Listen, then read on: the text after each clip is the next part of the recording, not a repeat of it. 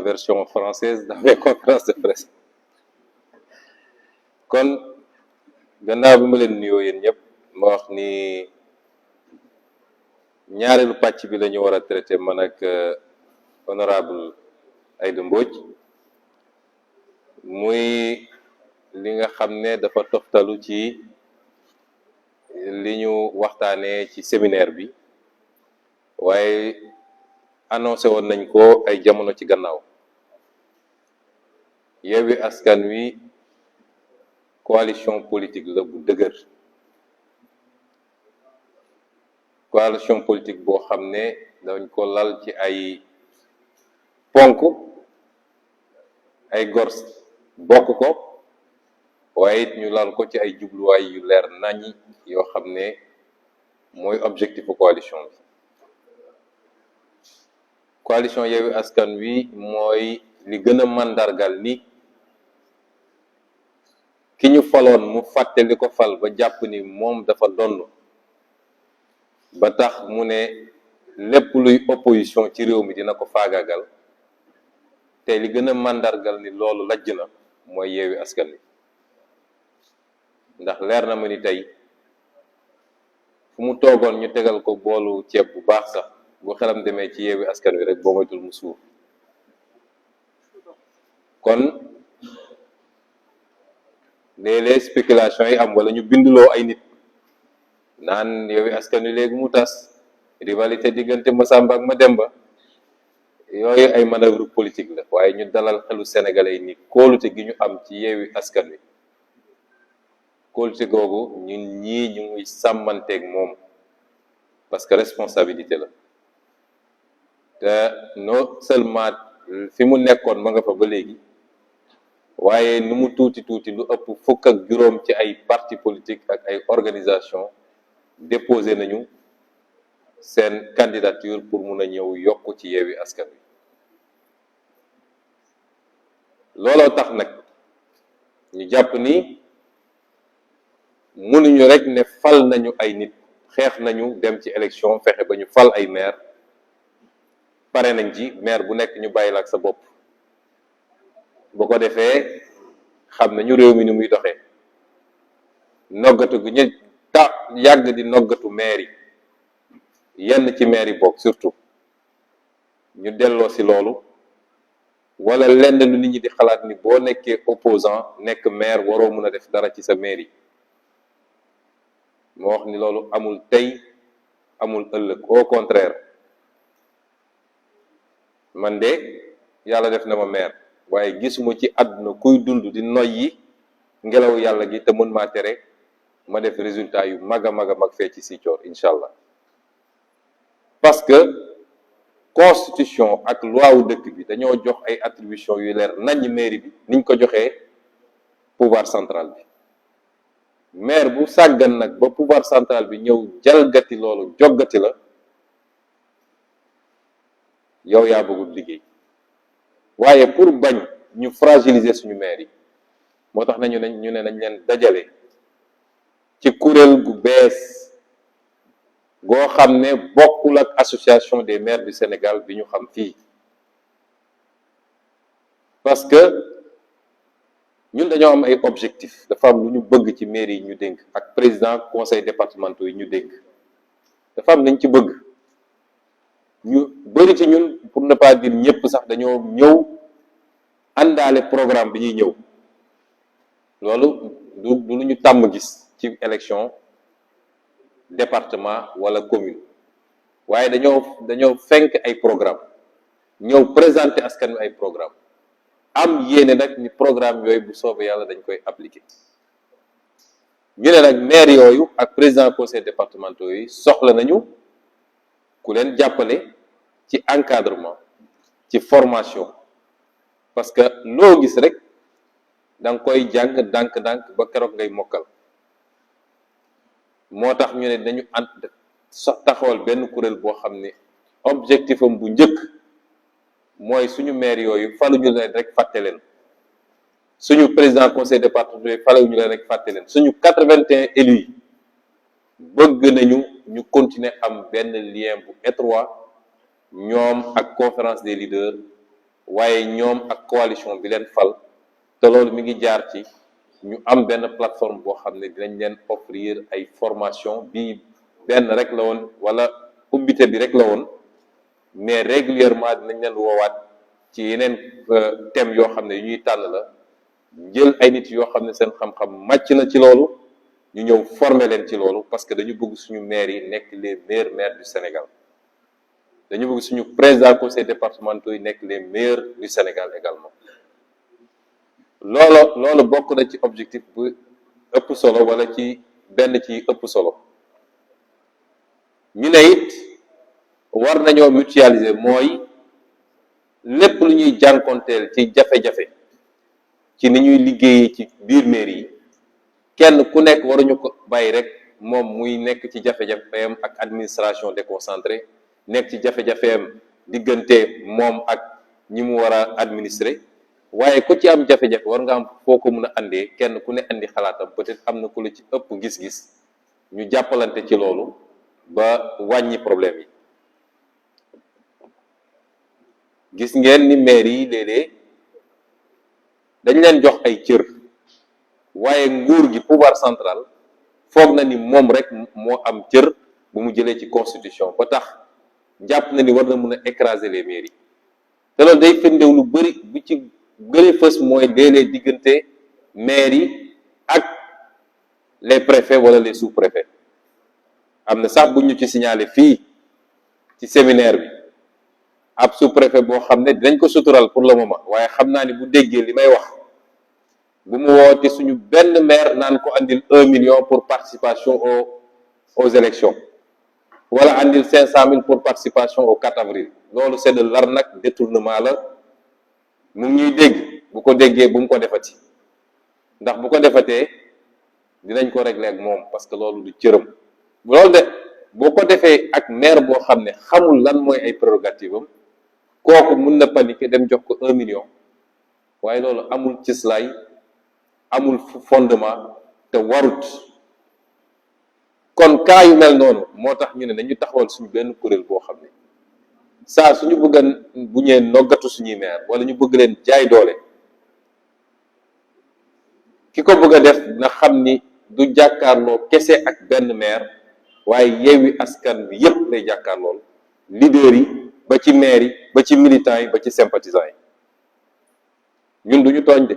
prérogative bu état duñ ko jalgati, waaye duñu nangu état central aussi di jalgati suñuy prérogative. yooyu yépp nag moo tax ñu ne dañuy taxawal suñu kuréel tuddee ko réseau des élus locaux du Sénégal, en acronyme mu doon REEL. Déthié Fall nag nee na ñun neewuñu ñeneen ñi ay faux lañu, waaye ñun xam nañu ñun ay REEL lañu. Réseau des élus locaux du Sénégal. réseau boobu day dajale ñëpp nag, yemuñu ci maire yi,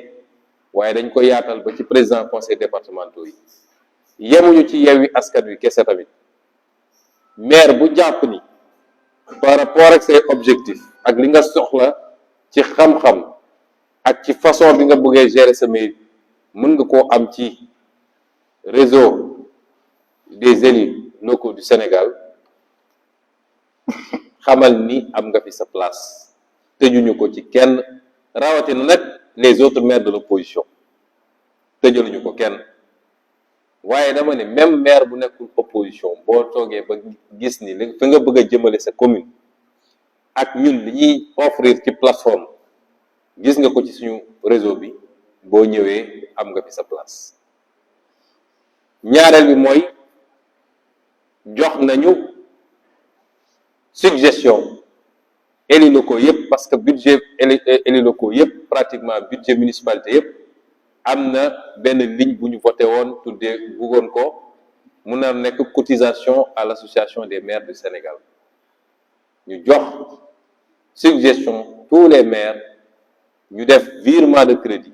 voté ko par leur conseil. loolu ñu waroon verser ci association des maires du Sénégal nañ ko verser, nañ ko revoter, ñu verser ko au réseau des élus locaux du Sénégal bi nga xam ne ñoom ci la ñu bokk. ñetteel bi mooy li nga xam ne droit la texte yi prévoir ko xam ngeen ni am na luy jóge ci état bi di jaar ci association des maires du Sénégal jamono ji mu nekkoon nag benn association mënoon lañ ko verser waaye tey comme ñaari association la rek day jaadu la ca war a ñëw ci réseau des élus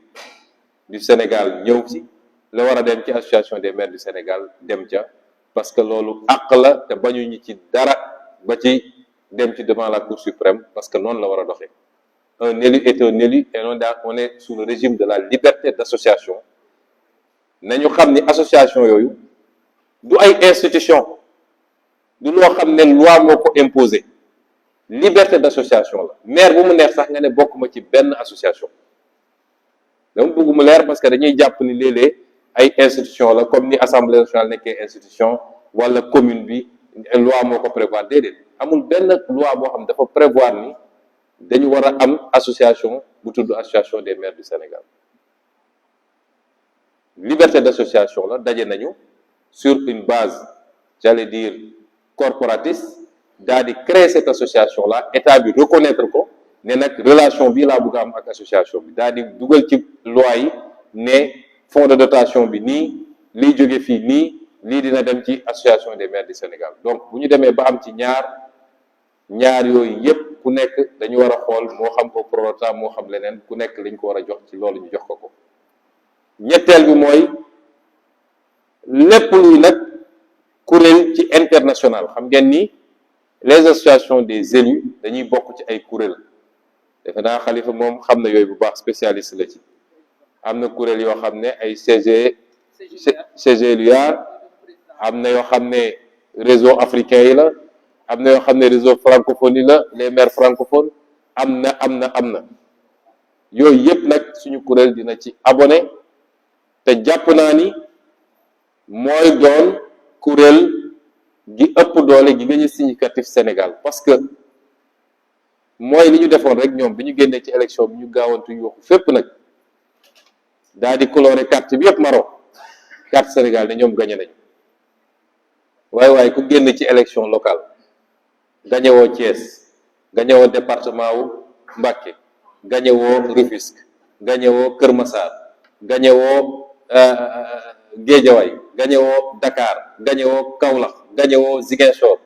daanaka sax Pikine ni nga fexe ba écarté liste moo tax waaye suñ ko jëloon ci commune d'arrondissement yi gagné woo Pikine kooku soo taxawee ni gagné naa élection yi da ngay nax sa bopp loolu nag bu génnee ci association maire du Sénégal gëm naa ni squelette association moo fa des waaye association nekkatu fa ndax même sur l'international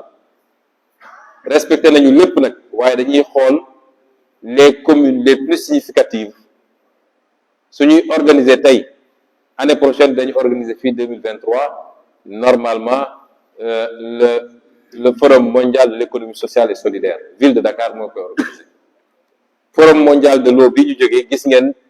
njuuj njaaj yi ñu def ba nangu ko ci ville de Dakar mais loolu dootul am ce sera la dernière fois parce que noonu la mbir mi di doxee au niveau international kon ñiy annoncé Sénégalais ni bis ni ki tey jàppaleen ni kuréel googu sampu na dina dajale lépp lu ñu am comme élu waaye ubbi na loxoom ci bépp élu boo xam ne jàpp nga ni li doyen Cheikh Gueye di wax nee na association ba la de baax li mu ci xam mooy champion du Sénégal en matière de tàgge semaine bu nekk moom tàgge le grand-père de tel maire et cetera ku jàpp ni nag li nga bëgg ci luy doxal jox jëmmal collectivités locales yi parce que dañu war a respecter les collectivités locales askan bi moo leen wóolu fal leen yaakaar lañ ci seen localité waruñoo jël maire tuuteel ko doydel ko ba maire tekkeetul dara ci réew mi ku yaakaar ni da nga war a bokk ci mouvement boobu di jëmmalaat les élus locaux parce que le développement ça partira de la base pour aller vers le sommet c'est les maires les premiers acteurs les départements les premiers acteurs du développement balaa ngay wax feneen ku gis sa bopp ci loolu nag ubbil nañ la association bi am nga fi sa place ma daaneele nag ci xibaar bi ñu jotandoo ñun ñëpp ni yokk nañu nombre de députés assemblée nationale jóge na 165 dem léegi 160 12 kon yokk nañ ci juróom-ñaar ñu wax ni ki fi nekk bi mu nekkee fii ba léegi musul consulter kenn musul concerter wala kenn buy jël décision yi ni mel léeg-léeg ñu dajale nit ñi ne concertation fekk ñoom la ñuy décider nañ ko bu yàgg. moo tax ñun biñ ñu waxee ci mbirum yokk député Yewwi Askan Wi dafa ne bi muy décider pour des raisons politiciennes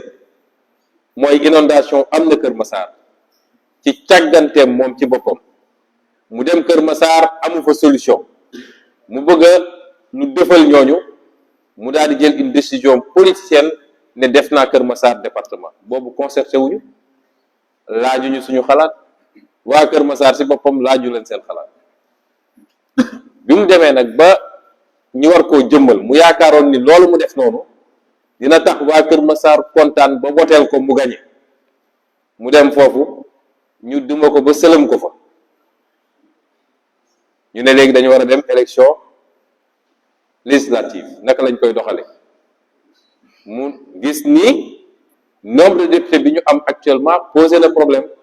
parce que foo def département nag war koo jox un nombre de députés mu bëggoon ñun ñu jël responsabilité ne dañuy yokk ñu ne ko suñu yoon newu ci ba nga koy def laajooñu débrouiller pour xam nooy def ak say député mu dem ne yokk na léegi nombre de députés yi yokk na ci juróom-ñaar ñu wax Sénégal yépp ni décision la moom donc du suñu décision waaye nag lañ ciy yokk te di ñaan Sénégal yépp exiger loolu mooy yokk député bi warul tax ñu yokk fukki dërëm ci budget assemblée nationale parce que budget bi ñu jox assemblée nationale dafa ëpp fi mu toll nii li ma leen di wax dama koo xam ndax député la gisuma njëriñ gu assemblée nationale njëriñ Sénégal ci ni muy doxee ci actuellement nii ba ñu war koo jox ay milliards et milliards député boo kii budget boo xam ne ñoom ñu yor majorité di ay député séddoo lañ fa nekkee subaak ngoon séddoo li may wax nag mun nañ ko démontrer tey li ñuy yokk ci payooru député yi saa yu Moustapha Niasse di fay député yi jël 200 000 yokk ko ci enveloppe 200 000 yooyu boo ko multiplié par 165 députés 33 millions la 33 millions munoon na créer 25 députés yu bees ñu leen di fay chacun 1 million 300 te duñu yokk enveloppe bi kon foo yokk 7 députés warul mën a justifier nga ne maa ngi yokki enveloppe bi sénégalais yi dañoo sonn xaalisu réew mi dañ ko yóbbu ci tabax école yi ci utal ndaw ñi liggéey ak ci am fulla waaye di fay ay politiciens rek yokk fay ay politiciens ñu nekk assemblée di tàccu naan ko aaye wal sa moome suñu Macky Sall waxoon nañu wote sax bu kenn noyyeti nañ ko wote su dee loolu rek fukki dërëm waruñu ko yokk ci budget assemblée nationale te loolu sénégalais yi ñoo ko war a njëkk a exiger yokk 7 députés warul tax ñu yokk ay milliards ci député assemblée nationale naan dañuy jënd ay 4x4 yu bees dañuy yokk carburant bi dañuy yokk lii dañuy yokk lii mooy position Yewwi Askan Wi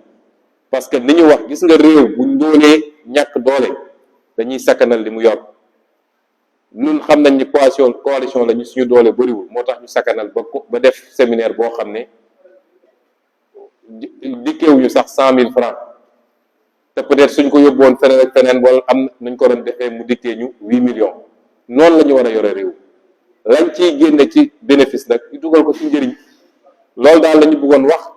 di lancer un appel nag ci état bi ndax mairie Kër Massar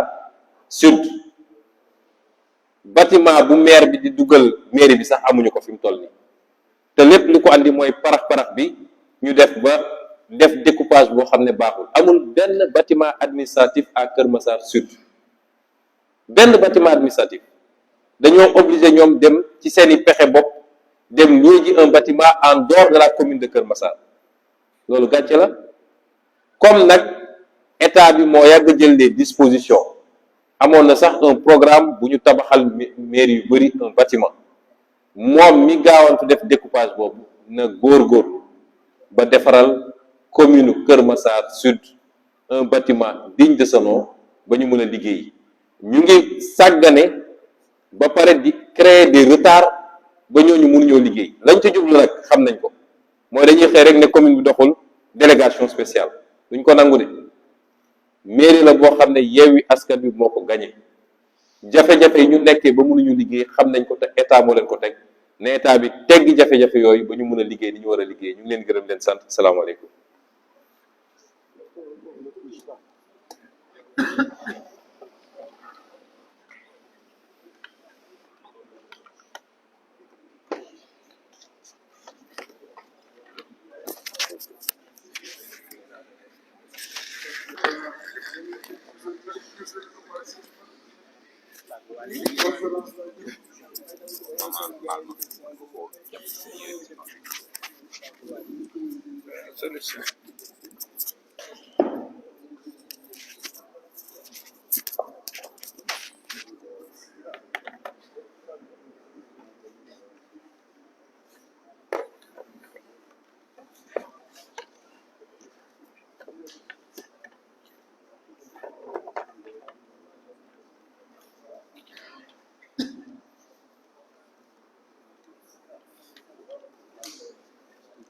asalaamaaleykum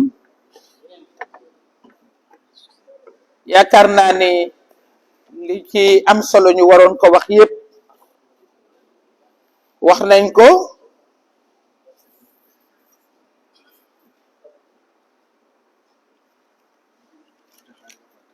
te yaakaar naa sant yàlla rek la ñuy def dañuy wax alhamdulillahi rabbil alamin sant yàlla ñun leaderu Yewwi Askan Wi ma di leen nuyu di nuyu maire yi nga xam ne ak président conseil département yi fi nekk def déplacement ñëw bàyyi seen soxla yépp depuis ñetti fan waaye lii lu am solo la di remercier presse bi ci ni ñu ñëwee fekke suñu waxtaan li nga xam ne ci lay jublu muy li Ousmane wax defe naa wax na lépp waaye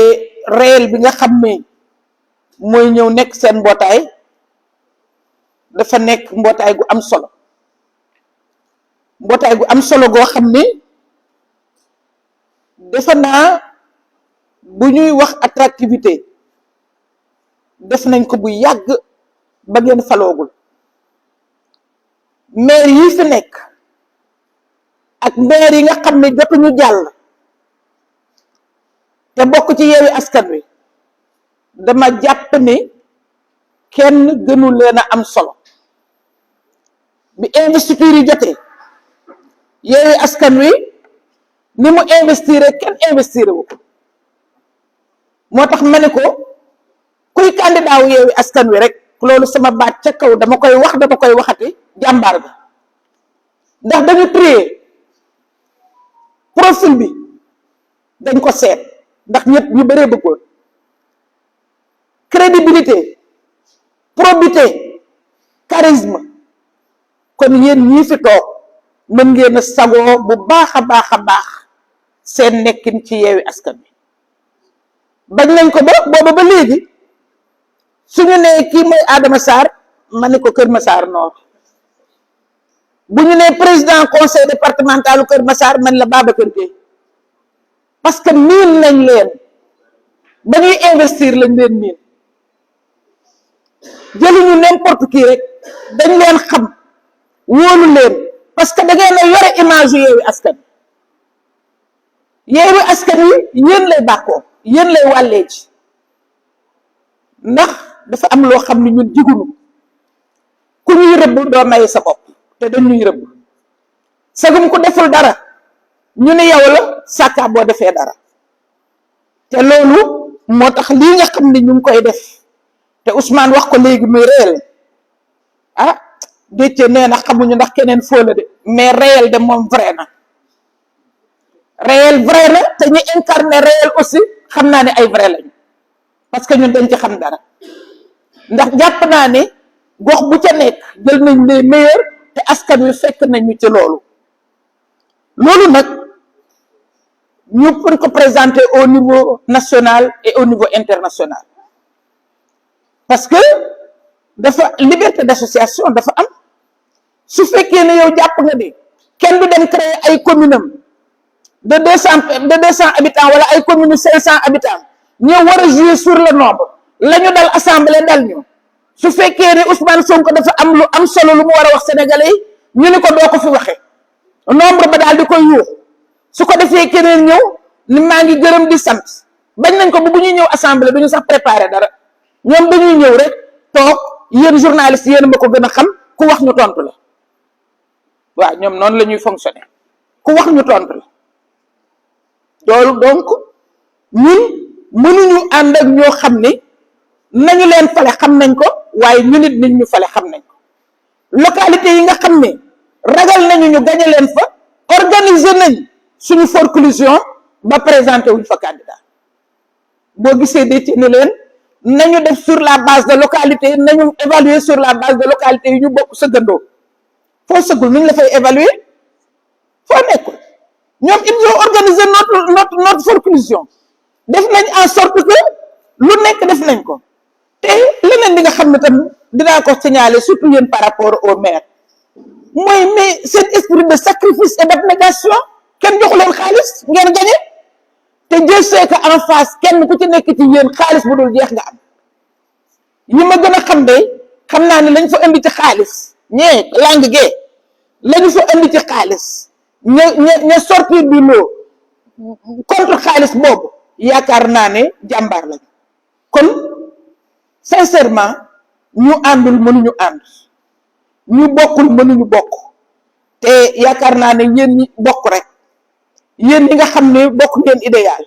yéen ñi nga xam ne mën ngeen muñ xaalis yéen ñi xamul luy corruption yéen ñi xam ne askan wi wóolu na leen ci kaw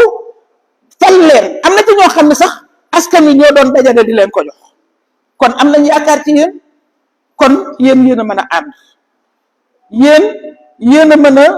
doxal lu tax ngeen wane seen loyauté ci seen digganteeg askan wi parce que leer na leen ne du ngeen war askan wi léeg-léeg ma yónnee Ousmane Sonko bi ay audio yoo xam ne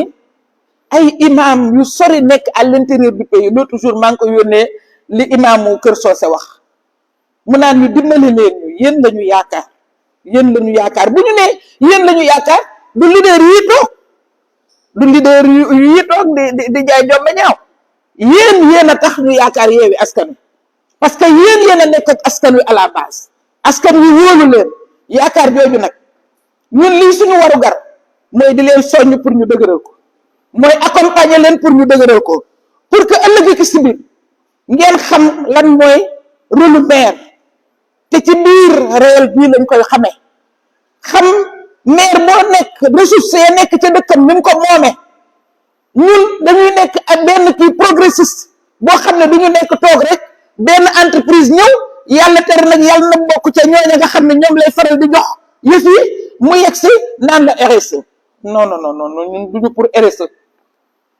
ñun da ngay ñëw utiliser nga suñuy ressource ma ne buñ la ci ëppalewul doo ñu ci ëppale ñun loolu yooyu maire la ñu bëgg ñun dañu bëgg maire yoo xam ne dañuy utiliser ressources ya ñu am pour développer seen dëkk parce que maire buñ ci bàyyeeg boppam te état bi dugg ci wala mu indi gan goo xam ne day ñëw jël la ñu am mu ni ko coppet buñ leen bàyyeeg moom rek di ngeen développer seen dëkk te xam naa ne jàng ngeen fi te di ngeen continuer jàng loo xam ne loolu dina leen ko may donc je pense que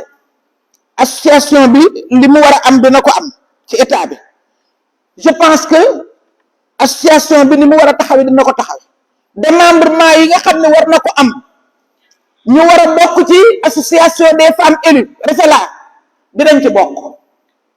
association yi nga xam ne au niveau international am nañ ko muy CGLUA man la borom CGLUA ngi nii toog moo doon président bi li tax ma ne Macky Sall gëmul Union africaine gëmu ko bi muy dindi Khalifa Sall boobu moo doon président des maires d'Afrique CGLUA même ka nekkoon Maroc yore siège ba defe naa Gabon la moo ko fa tegoon di may def samay recherche pour sama doctorat dem fa ba mu ñëwee Khalifa rek la ma doon laaj ay xarit rek la fa am waaye teewul nee naay moo jiite Union africaine nañ def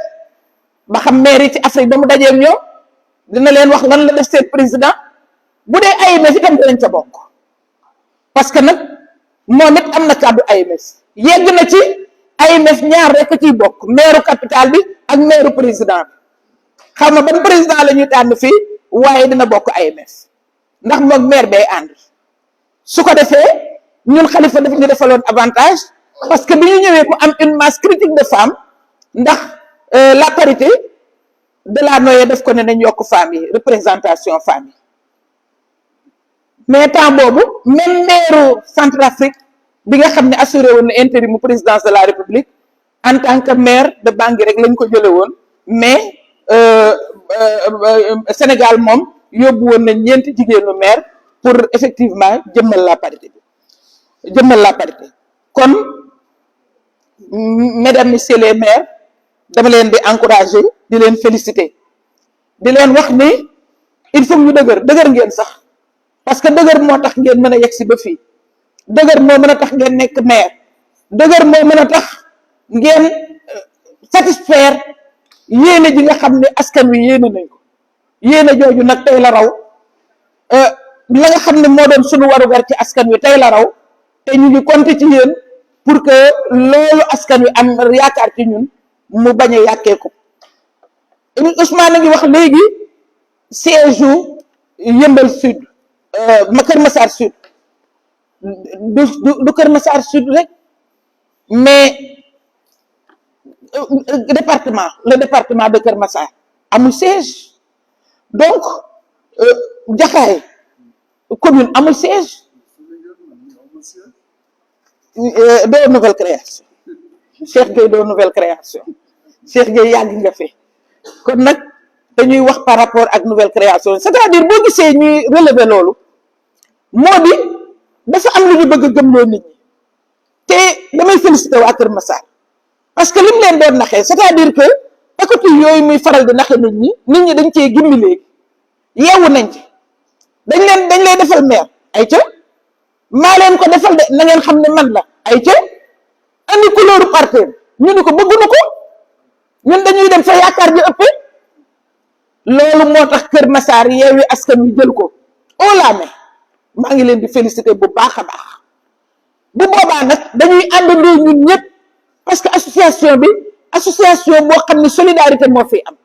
association boo xam ne dañuy séddoo information association boo xam ne lien yi ñu am dañ koy dëgëral bu boobaa dañuy xeex wuti ay siège te loolu da ci seen xel dal yaakaar naa ne ñoom bu ñu déggee lii dinañ xam ne ku mën dara sa famille day déggoo loolu wala fa koy wax ku mën dara sa famille day déggoo waruloo jékki-jékki rek ca baxal ñu ay maire créer benn affaire bëgg ñu fustiger ko duñ ko fustiger ndax xamoon nañ ne ñun ci ñun la jëm si waaye nag moom ma ko def na assumer conséquences yi accompagnement bi na ko def na leen taxawu ba li ñu war a am ñu am ko nekk d'égale dignité ak seen moroom yi nga xam ne ay conseil de département lañu ak ay mairie lañu te moom toujours noonu lay def day def lu mu mënul bi muy yokk député diaspora bi mais jàpp na ni diaspora bi favorable na ko tàgguwunu la veille ñu ngi nekkoon en session la veille wax nañ ci élection yi le lendemain la ñu ñëw ñu andil ñu texte bi ne dañuy yokk 15 députés de la diaspora 1165 tàgguwul kenn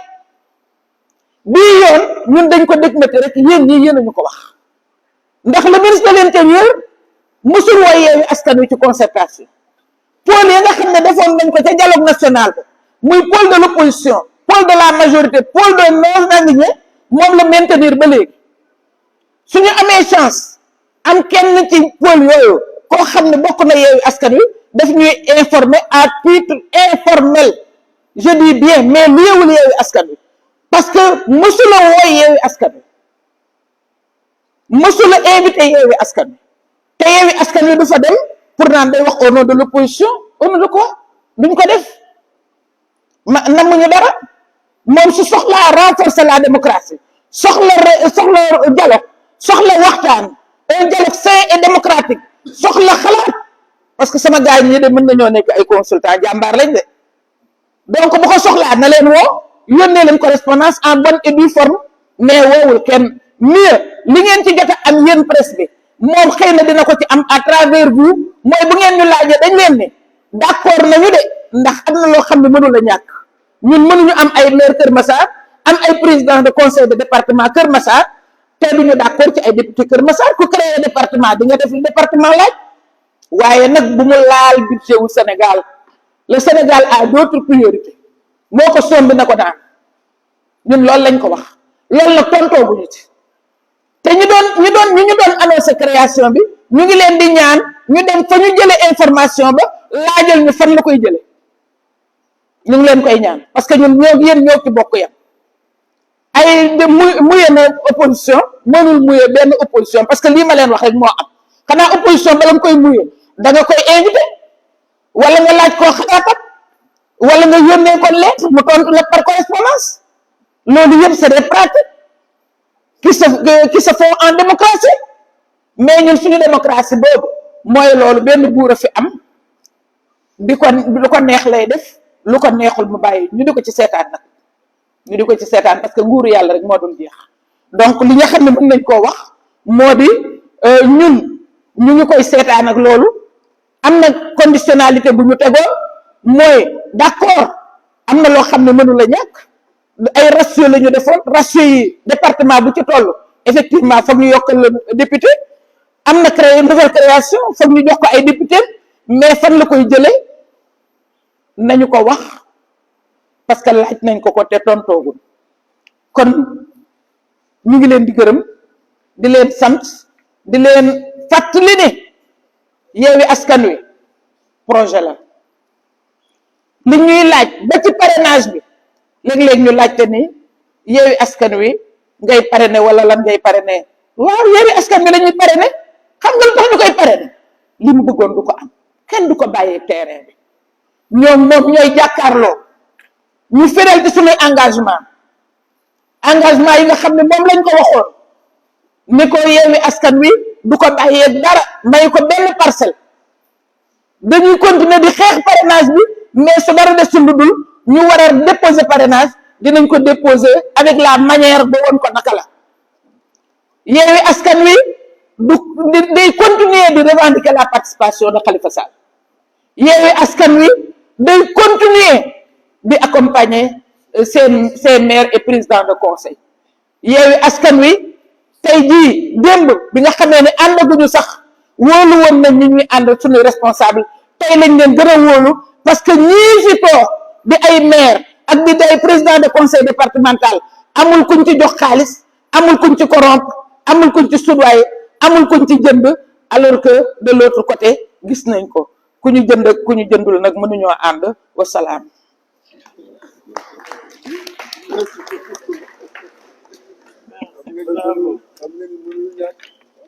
Merci encore une fois. Attendez, Ousmane Sonko va le prendre en français son lettre. Ah, ok. D'accord. Hein?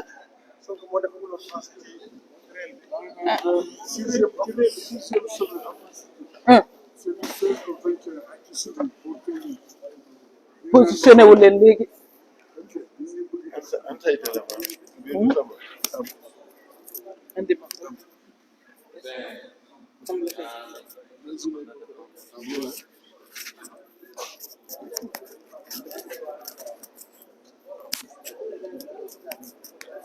Bien, rassurez-vous, ce sera moins long, puisque le doyen Habib Sy m'impose de faire la version française, en roulant les airs, bien sûr, pour faire un peu... Alors, il a été suggéré de faire un petit résumé en français, parce que nous avons un très nombreux public un peu partout sur le continent qui suit souvent nos interventions et qui, dans les commentaires, réclament la version française. Ce qui a été dit, c'est que nous nous réjouissons de la tenue de cet atelier qui a permis de regrouper les élus de Yewwi Askan Wi. L'idée, c'était qu'on n'était pas allé aux élections locales simplement pour gagner et après laisser les élus à eux-mêmes, devant faire face à l'appareil politique d'État Je ne parle pas de l'appareil administratif, l'appareil politique d'État d'abord, ensuite la machine administrative de ce même État central, et enfin aux difficultés qui peuvent être inhérentes à un manque de maîtrise tout à fait compréhensible au début, mais également aux attentes des populations. Nous avions considéré qu'il était important de continuer cette logique de solidarité, de regroupement à travers un cadre, une association que nous avons dénommée le Réseau des élus locaux du Sénégal, qui diffère de l'association classique qu'on connaissait, l'association des maires du Sénégal, lequel réseau va regrouper l'ensemble des élus de Yewwi Askan Wi, qui sont au nombre de 81, mais qui restent ouverts, et quand je parle d'élus, c'est maire et président de conseil départementaux, mais qui restent ouverts à tout autre maire, tout autre élu, de l'opposition principalement d'abord, mais même de la mouvance présidentielle, qui considérerait que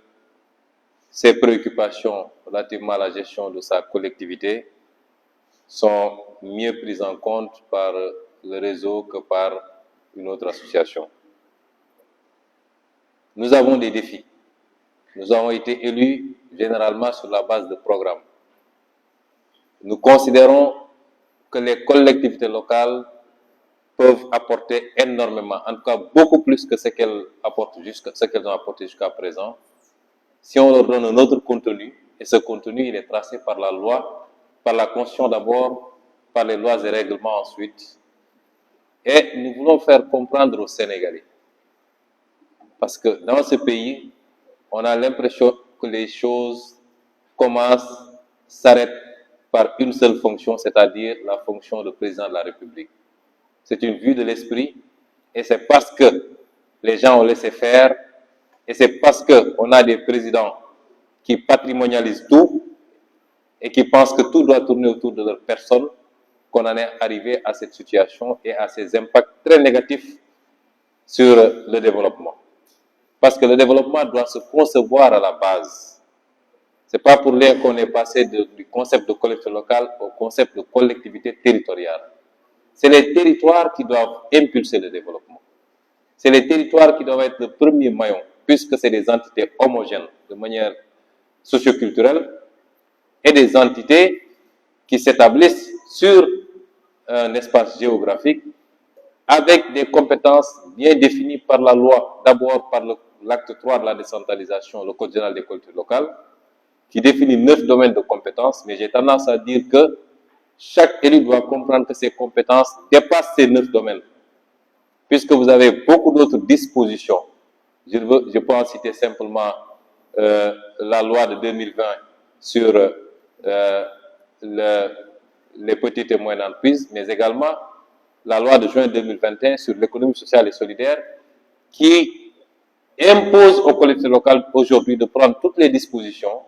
pour soutenir les PME, PMI, mais également pour faire de l'économie sociale et solidaire. Ça, c'est une forme de transfert de compétences. Et de manière générale, toute affaire locale, la notion d'affaire locale est importante, toute affaire locale relève de la compétence des collectivités locales. Partant, nous considérons que le développement doit se concevoir d'abord à partir de la base, et la base, c'est les collectivités locales, c'est les communes et c'est les départements. L'autre amalgame que les gens ont l'habitude de tenir, c'est dès qu'il y a une collaboration obligatoire, elle est obligatoire, la collaboration entre les collectivités locales et l'État central. Elle découle même des suggestions ou des prescriptions de la loi et de la Constitution. Mais vous voyez de gros titres, Barthélémy Diaz tend la main à Macky, ou Macky tend la main à Barthélémy. Non, ce ne sont pas nos personnes, c'est les institutions. Et ces institutions sont obligées de travailler. Nous sommes dans un seul pays, un seul territoire qui s'appelle le Sénégal. Une commune ne peut pas être une entité indépendante, détachée du reste du Sénégal. Il faut qu'on arrête ces raccourcis. L'État est obligé, l'État intervient aujourd'hui à Ziguinchor, dans le cadre du PACASEN, dans le cadre du Promoville, dans le cadre il est obligé de travailler avec le maire de Ziguinchor. Il ne peut pas venir dans une commune, faire abstraction de celui qui a été élu dans cette commune et dire je vais décaper du goudron. Moi, l'État qui viendra le faire chez moi, je m'opposerai parce que ça ne se passe pas comme ça. Et donc, cette collaboration ne veut pas dire que les gens se rejoignent politiquement. Ça n'a rien à voir. Et c'est fort de tous ces constats que nous avons décidé de mettre en place cette association qui prendra sa place dans le landerneau associatif sénégalais,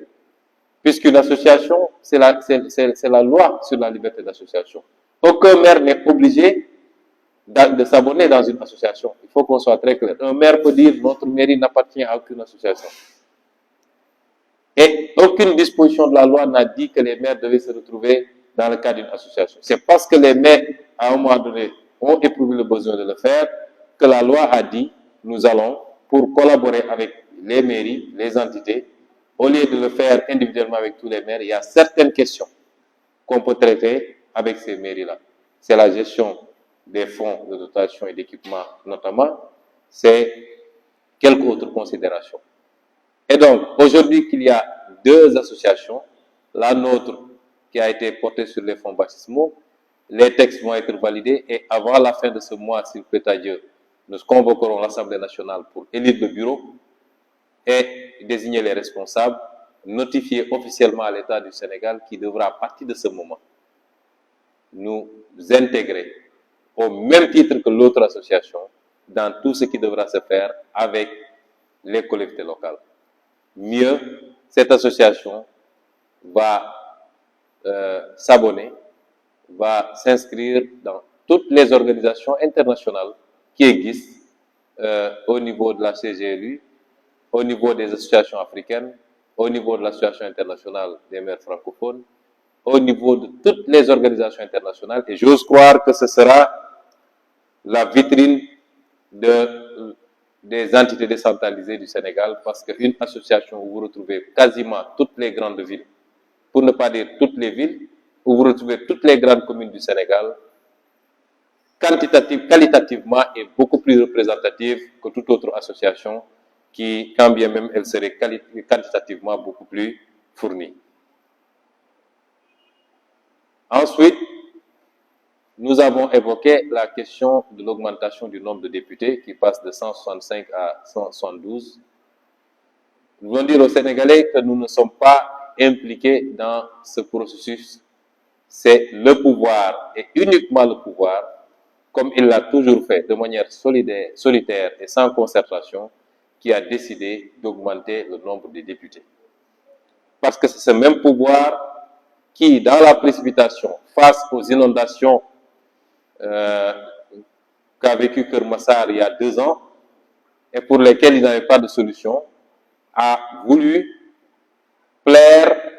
en annonçant l'érection de Kermassar en un département. Nous ne sommes pas opposés à cela, puisque tous les critères démographiques, géographiques étaient réunis, mais ça s'est fait dans un état d'impréparation, qui fait qu'aujourd'hui, au moment, et parce qu'aussi il y avait un objectif politique en pensant que si c'était fait, les habitants de Kermassar seraient tellement satisfaits qu'ils voteraient massivement lors des élections locales pour eux, et ça a été la bérésina finalement, puisqu'ils n'ont pratiquement rien gagné à Kermassar, malgré les milliards qui ont été déversés durant la campagne. Et aujourd'hui, cette précipitation les rattrape eux, au moment d'aborder les élections législatives, puisque tout nouveau département doit être également doté en termes d'élus parlementaires. Nous avons dit, puisque nous n'avons jamais été consultés à aucun moment, quand il s'agit de faire un parrainage, ou quand il s'agit de l'enlever, quand il s'agit de supprimer la primature, ou quand il s'agit de la ramener, quand il s'agit de créer un département, ainsi de suite. Jamais nous n'avons été consultés. Nous ne sommes pas concernés par cette question. Une décision a été prise, ça vaut ce que ça vaut. Mais la position de Yewwi Askan Wi, et nous attirons l'attention des Sénégalais là-dessus, vu la situation catastrophique du pays et qui va aller de mal en pis, je ne veux pas jouer au Cassandre, Mais depuis 2019, après les élections, nous avions prévenu les Sénégalais qu'ils allaient souffrir parce que les orientations qui ont été prises, consistant notamment en du tout infrastructure pour faire du tape-à-l'œil et pour satisfaire les bailleurs qui donnent leur argent mais qui orientent cet argent-là vers des investissements particuliers qui leur permettent d'imposer leurs entreprises, de résorber leur chômage et de récupérer une partie de l'argent. Ça n'a jamais été orienté vers les secteurs vraiment productifs pour que nous soyons vraiment autonomes et indépendants. C'est maintenant que le monde va entrer en crise qu'on nous sort encore le débat, oui, il faut qu'on produise pour être autonome. Qu'est-ce qu'on a fait pendant 10 ans pour ne pas produire et être autonome, au lieu de faire des milliards pour faire des arènes et des stades? Et maintenant que le pays est dans ce gouffre et que le monde va aller vers des lendemains extrêmement délicats, nous disons qu'il n'est pas question que cette augmentation de députés soit le prétexte également pour augmenter le budget de l'Assemblée nationale, qui est déjà excessif et qui ne se justifie pas par une rentabilité de l'Assemblée nationale en termes d'apport institutionnel. Rien que les fonds politiques du président de l'Assemblée nationale, on nous parle de 50 millions par mois. 50 millions par mois pour Moustapha Niasse. Je ne sais même pas qu'est-ce qu'ils font avec cet argent-là. Rien que ces fonds-là peuvent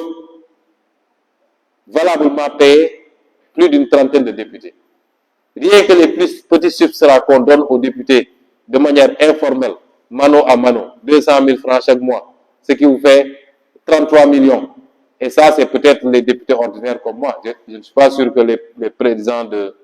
les vice-présidents ou les trucs de commission, etc. perçoivent ce montant-là. Avec 33 millions, vous pouvez payer 25 nouveaux députés. Donc, ce n'est pas parce qu'on a créé 7 nouveaux députés qu'il faudra augmenter le budget de l'Assemblée nationale.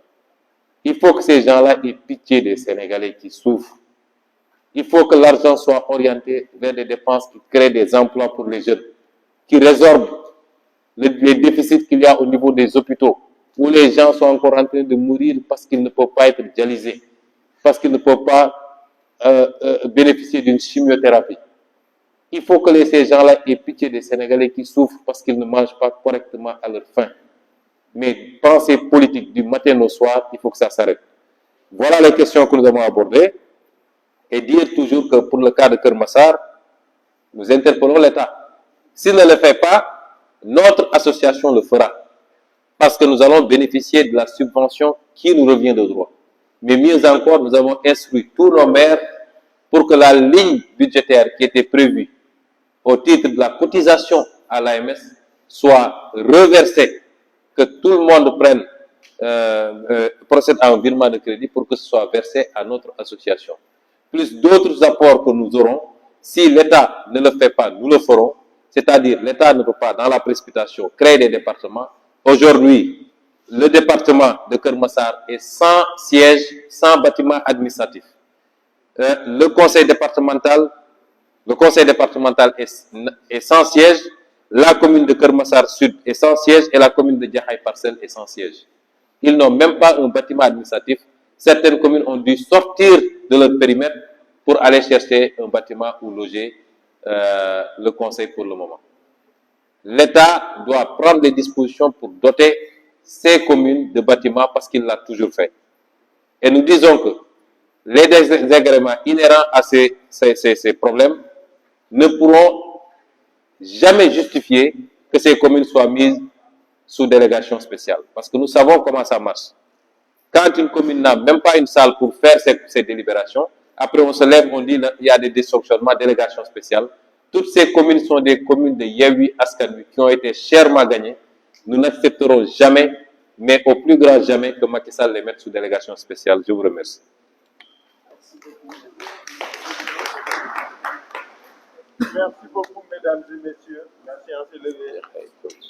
Merci beaucoup.